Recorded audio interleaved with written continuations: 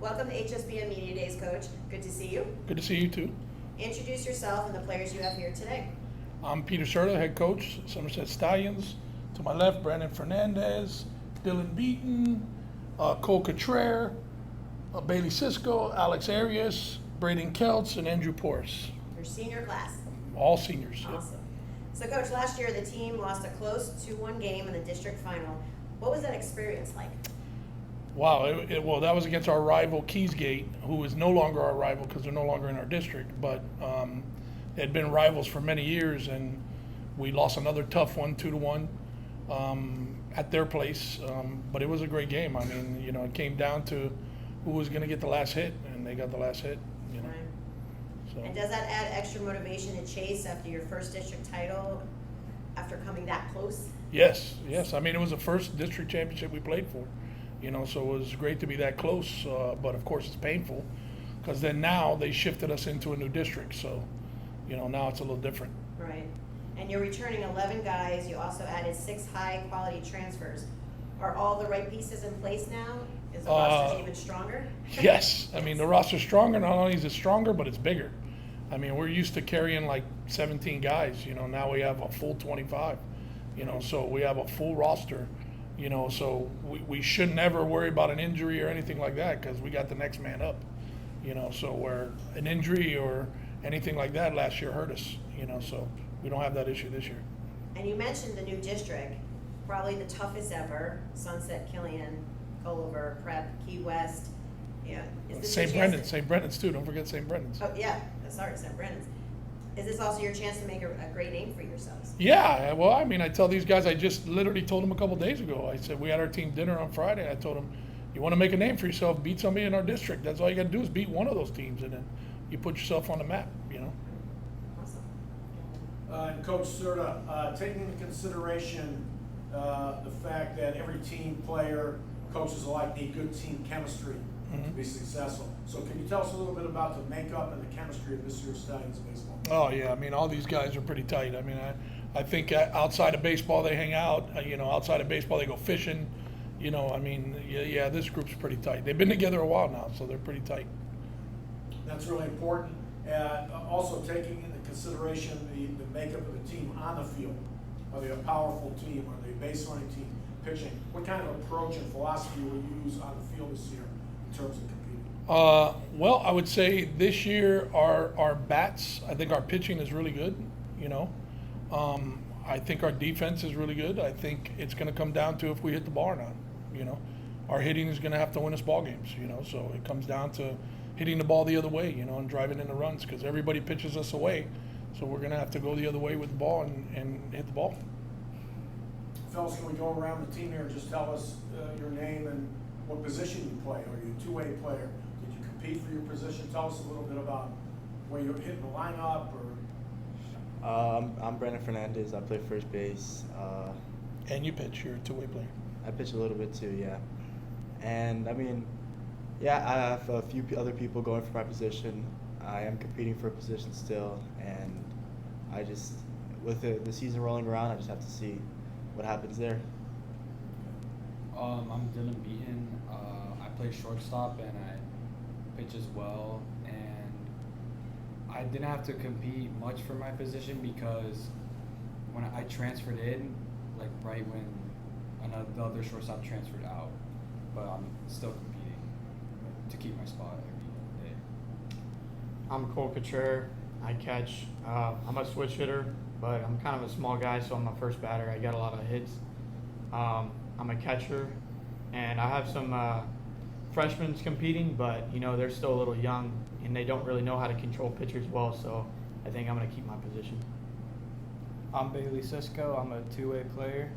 I'm still competing for my position. I'm like a scrappy ball player, grinding every inch for everything. I'm Alex Arias. I play outfield and pitcher, and I'm still competing to get my position. I'm Andrew Porras. I play first base and pitcher, and I'm still competing. I'm Braden Keltz. I'm mainly pitcher, and I'm competing for left field. And also, I know Coach emphasizes how important it is being a good athlete, being a good student. is a strict requirement for grade point average.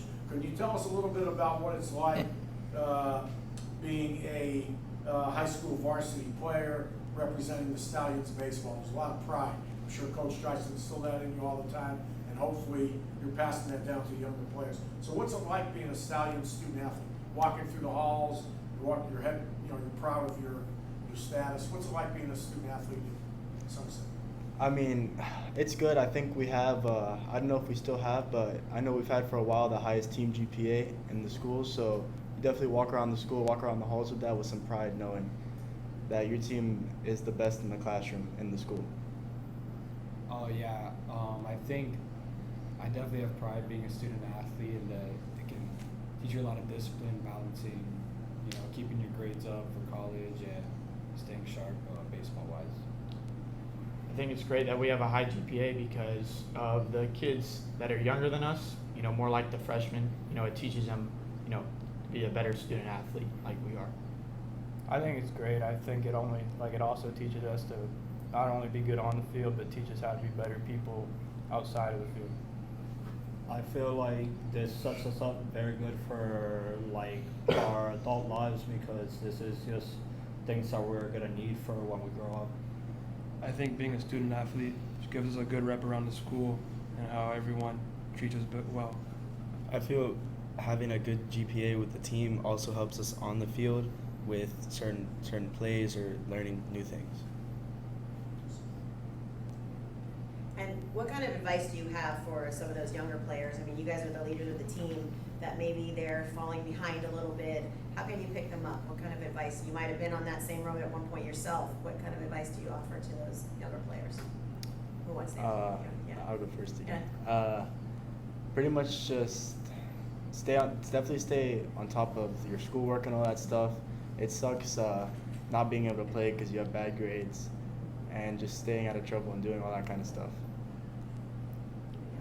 I like to say something. Yeah, our team last year, we had our school awards banquet, and they give awards to all the scholar athletes, which means a 3.51 and above.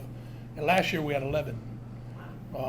This year we have probably more already because we have a bigger squad, and a lot of the freshmen already have 4.0 GPAs. So our school is an academic school, and we take pride in that. And these guys, I'm a teacher there, so the teachers, as soon as they find out a kid's slipping or missing an assignment, they call me right away, and it gets nipped in the bud. There's no messing around at our school, so it's they know it.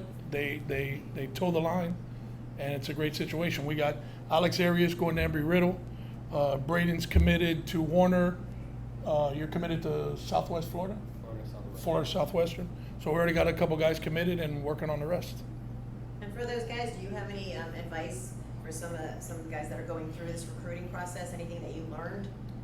I'd just say for them to always keep working, outside of practice especially, because everyone has weaknesses that aren't going to be met for everyone in practice. So you got to do stuff on your own and just be the best you can. For the recruiting process, you just kind of have to trust the process with it. Keep sending videos to coaches, keep emailing, texting, just keep getting your word out there, and you'll get somewhere. Just continue emailing and trying to see what you can get. And coach, for you tell the kids just keep at it, go where you think you. Yeah. I mean, I try to be honest with my guys and tell them what level they belong at. Got a lot of coaches. I think they want to wear patches. I want my guys to go somewhere they're going to play and get an education.